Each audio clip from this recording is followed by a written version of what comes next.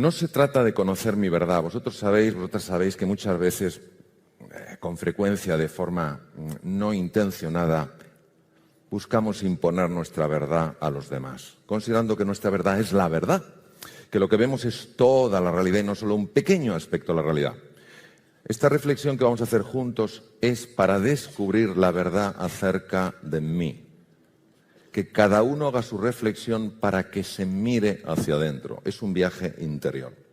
Se ha mencionado al gran filósofo Wittgenstein, el austriaco, tan conocido sobre todo por su Tractatus, y yo voy a utilizar otras frases de Wittgenstein que decía: los límites de mi lenguaje son los límites de mi mundo. Quiere decir que nosotros hoy, aunque usamos palabras, y las palabras son el gran descubrimiento del ser humano hace 150.000, 200.000 años, sabiendo que la palabra y el lenguaje de alguna manera moldea nuestra forma de pensar, el lenguaje genera emociones, genera imágenes, hemos hoy juntos de ir más allá del lenguaje. ¿Cómo se puede hacer esto? Yo solo he descubierto una forma que es la metáfora. La metáfora, el símbolo, como nos comentabas tú, Carlos, tiene la capacidad de meternos automáticamente en mundos profundos. Entonces vamos a ir abandonando la superficie y poquito a poco vamos a ir ahondando en el mundo de lo profundo. La apariencia que las personas muchas veces mostramos es una apariencia tosca, que no hace juicio a la realidad. ¿Y esta apariencia de dónde viene? ¿Por qué se genera así? Es una mezcla muy compleja. En primer lugar está la máscara. ¿Qué es la máscara? Es como yo me he de presentar ante vosotros y ante vosotras para no mostrar mis vulnerabilidades y mis fragilidades, para no mostrar mis miedos, para no mostrar mis desconfianzas, para no mostrar mis despistes, mis torpezas. Pero a veces, por más que la máscara esté actuando, observando la realidad atentamente, diciéndome: Mario, quieto, no muestres esto, ponte más serio, la espalda más recta, de vez en cuando se cuelan torpezas, se cuelan inseguridades, se cuelan miedos, se cuela la sombra, descubierta por Carl Gustav Jung en un sueño, cuando vio que algo le seguía y sintió terror. De repente se dio la vuelta y vio que lo que le seguía era su propia sombra. Pero, sin embargo, también sabemos que en la expresión que tenemos las personas a veces hay una enorme grandeza y nos sale una idea colosal, o somos especialmente creativos o especialmente bondadosos y generosos. Y eso es porque también se cuela lo más profundo que hay en el ser humano, que es hacia donde está destinado hoy nuestro viaje. El núcleo, el core, la esencia del ser humano, lo que nos da nuestra existencia. Si nosotros vamos abandonando un poco el pensamiento, lo cual se consigue a través de la reflexión profunda, la meditación, el silencio, del que tú nos hablabas tan bellamente, Javier, el silencio, cerrar los ojos, y empezamos a alejarnos de este diálogo incesante que a veces tenemos, esta jaula de grillos, penetramos en el núcleo de la geoda. Y en el núcleo de la geoda, que es el mundo del inconsciente, ya no hay pensamiento, solo hay una experiencia directa con la realidad, una intuición profunda de lo que eres. Y el primer estrato que nos encontramos es la sombra. ¿Qué es la sombra? Todo aquello de ti, no solo que no te gusta, sino que crees que no es aceptable y has sumergido en las profundidades de la inconsciencia porque crees que si lo muestras vas a ser rechazado. Hay una sombra que es la sombra blanca en la cual sumergimos incluso la alegría. Imaginaros que habéis estado en un entorno familiar cuando erais pequeñitos o un entorno escolar y vosotras vuestra alegría la mostrabais y alguien os ha dicho: aquí todo es demasiado serio. ¿Qué es eso de reírse tanto o estar tan contento? No sé si sabéis que después del desastre de Cuba, donde España fue un desgarro, Valle Inclán atacó durísimamente, la generación del 98, Valle Inclán atacó durísimamente a Joaquín Sorolla, el pintor de la luz, porque no podían aceptar en aquella época donde todo el mundo se desgarraba las vestiduras y se cubría el cuerpo de ceniza, no podían entender un pintor de la alegría, un pintor de la ilusión, un pintor de la luz. Y eso nos pasa también a las personas, vamos sumergiendo aspectos nuestros porque parece, da la sensación, tenemos la idea de que si los mostramos no vamos a ser aceptados.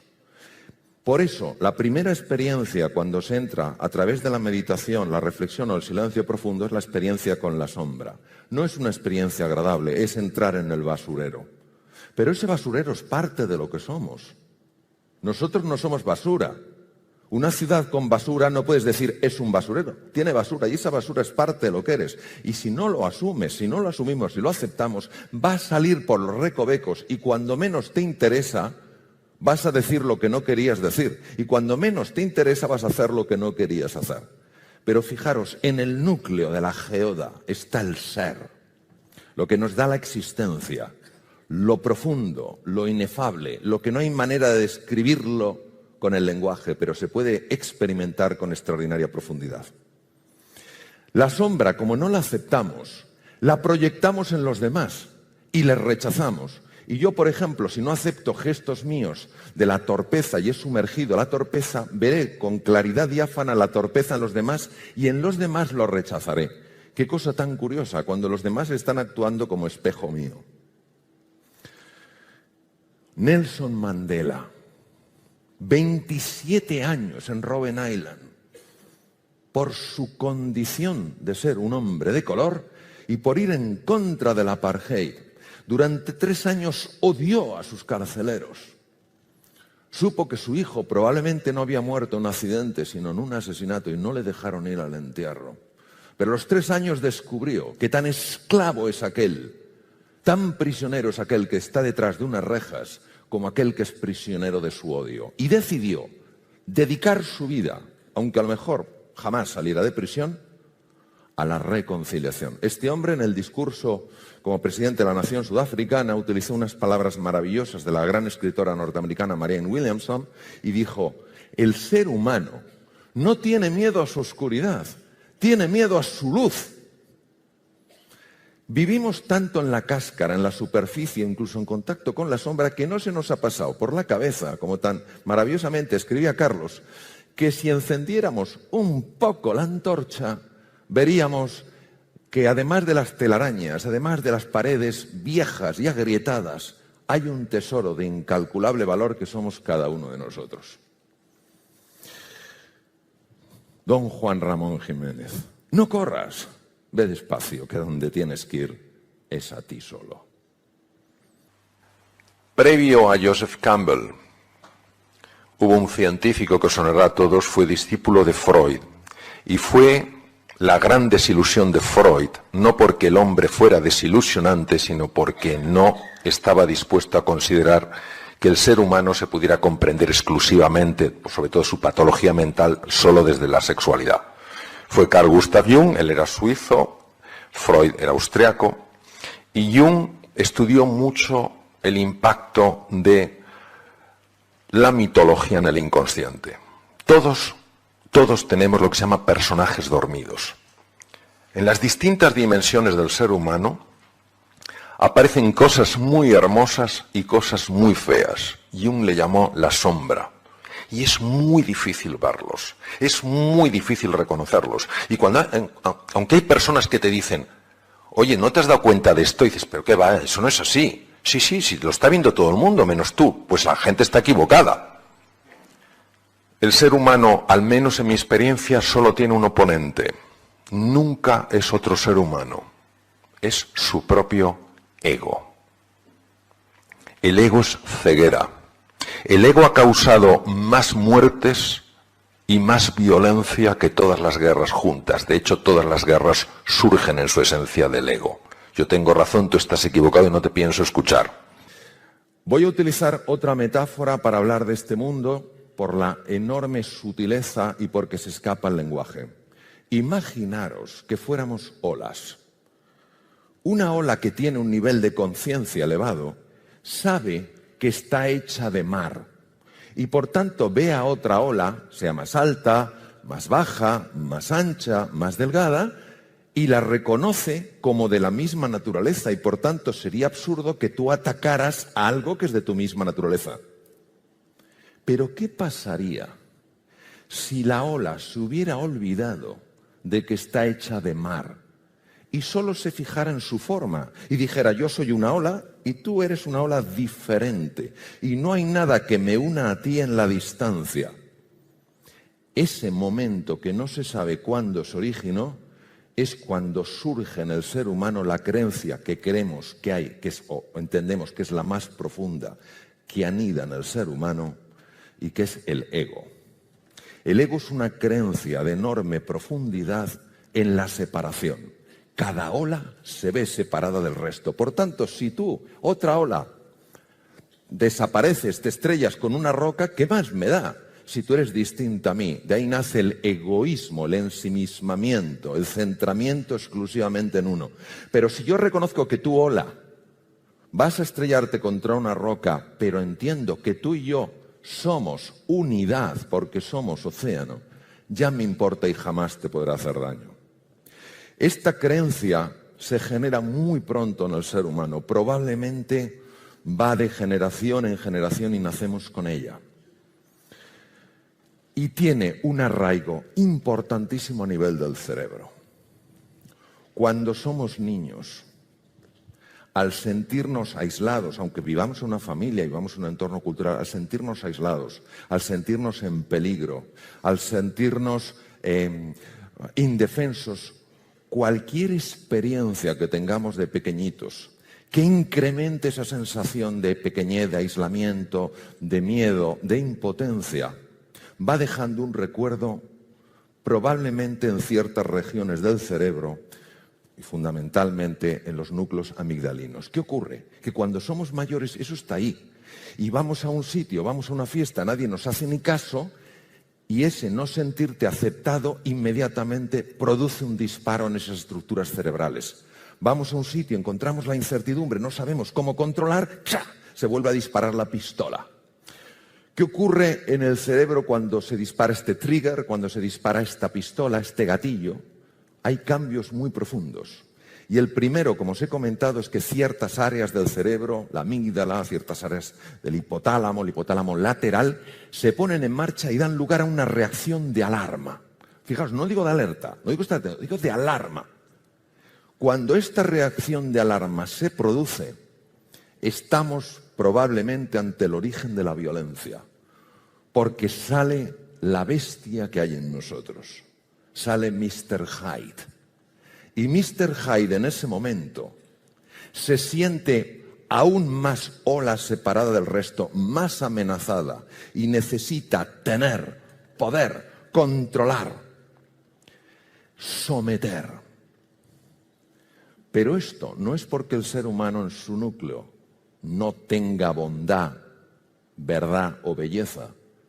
Es porque vivimos a nivel de una creencia muy instalada que es el ego, donde cada ola no se siente parte del mar.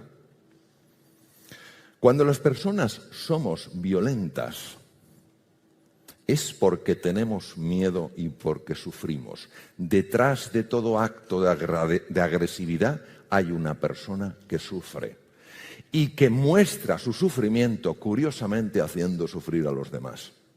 Otra cosa importantísima que me encantaría compartir con vosotros: cuando se activan los centros de alarma en el cerebro, en la amígdala, en el hipotálamo lateral, se desconecta por completo o casi por completo las áreas más importantes del cerebro humano para pensar con claridad, para tomar buenas decisiones, para aprender, para ser creativo. Es decir, las áreas de la inteligencia se desconectan. On, el sistema de alarma; off, el otro. El budismo no es una religión en el sentido habitual que utilizamos, aunque religión viene de religare, que es volver a unir lo separado. Es una filosofía. Y los budistas, Sakyamuni Buda, el príncipe Gautama Siddhartha, fueron grandes y son grandes investigadores de la mente. Yo he tenido algunos maestros budistas que me han ayudado a entender aspectos de la mente. Y fijaros qué interesante. Su receta, su camino en 7 pasos para ir reduciendo el poder que esa creencia tiene en nosotros. No te sientas ofendido. Libérate de la necesidad de ganar. Libérate de la necesidad de tener razón. Libérate de la necesidad de sentirte superior. Libérate de la necesidad de tener más y más. Libérate de la necesidad de identificarte con tus logros. Yo soy mis logros, yo soy mi estatus, yo soy mis títulos académicos, yo soy... No, tú eres mucho más que eso. Tú tienes unos títulos académicos, tú tienes una formación, tú tienes unos años, tú tienes una nacionalidad, tú eres mucho más que eso. Sé amable, pues Platón, pues cada persona con la que te cruzas está librando su ardua batalla. Si cada persona fuera un libro, nos daríamos cuenta de que la historia de su interior es mucho más valiosa que la portada. El opuesto al amor no es el odio. No puede serlo. Lo opuesto al amor es el miedo. Es el miedo a amar. Por eso, la propuesta para la reflexión es introducir en nuestra vida más el respeto a los demás y a nosotros mismos, la generosidad, la compasión, comprender el sufrimiento, la benevolencia y el amor gratuito. ¿Qué es el amor gratuito? El amor gratuito es: quieres a las personas sencillamente porque las quieres ver felices, quieres a las personas porque te importan. Si te lo agradecen, magnífico, y si no, no lo has hecho para que te lo agradezcan. Yo creo que los seres humanos tropezamos 100 veces sobre la misma piedra por falta de humildad. La humildad es para mí la virtud más grande que existe, porque es para una persona probablemente la más difícil de vivir plenamente, que no es la modestia, no es ser una persona así apocada, es la humildad de corazón. Cuando una persona es realmente humilde, y no lo digo por mí porque desafortunadamente no lo soy, pero sí por personas con las que he estado, grandísimos seres humanos con una humildad aplastante, son personas que tienen mentalidad de principiante. Es decir, puede ser un premio Nobel y te está escuchando como si fuera un alumno tuyo. Pero ¿yo qué le puedo enseñar a este hombre? Pero está plenamente ahí. Cuando comete un error, lo que más le interesa no es buscar culpables ni en él, ni en ella, ni en los demás, sino averiguar qué es lo que ha pasado. Es una mentalidad mucho más científica, interesada, curiosa, que una mentalidad enjuiciadora. Porque creo que cuando una persona es humilde y tropieza con una piedra, está dispuesta a reconocer que ha tropezado con una piedra y no a intentar ocultarse ante sí misma o ante los demás qué ha sucedido. Porque creo que cuando una persona es humilde y tropieza con una piedra, se deja asesorar, pregunta, escucha, pide ayuda y se deja ayudar. Creo que nuestra soberbia nos mata, literalmente. No queremos aceptar las cosas como son. Queremos que sean a nuestra medida. Queremos que la vida llegue a nuestros deseos. Por eso no fluimos con la vida. Cuando aparece algo que no nos gusta, nos preguntamos ¿por qué? En lugar de ¿para qué? Y todo eso creo que es lo que hace que nos cueste aprender. Y si yo lo llevara a una metáfora, creo que la vida se vive en plenitud cuando el que pilota el coche es la conciencia y en el copiloto va el ego. Pero cuando el ego es el que pilota, te puedes tropezar 100, 1000, 100.000 y nunca aprenderá.